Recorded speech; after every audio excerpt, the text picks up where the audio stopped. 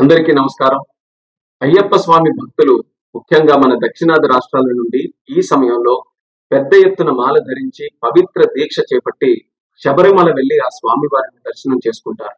కిందటి సంవత్సరం కేంద్ర మంత్రిగా నేను బాధ్యతలు స్వీకరించిన తర్వాత విమానంలో ప్రయాణం చేసే అయ్యప్ప స్వామి భక్తుల సమస్యలు నా దృష్టికి వచ్చాయి.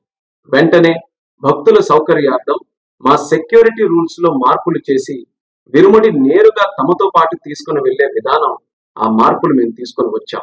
ఈ సంవత్సరం కూడా అదే విధంగా అయ్యప్ప స్వామి భక్తులు ప్రయాణం చేసేటప్పుడు వాళ్ళ తాలూకా విరుముడి నేరుగా వాళ్ళతో పాటే ఫ్లైట్ లో తీసుకొని వెళ్లేటటువంటి సౌకర్యం మేము కల్పిస్తున్నాం.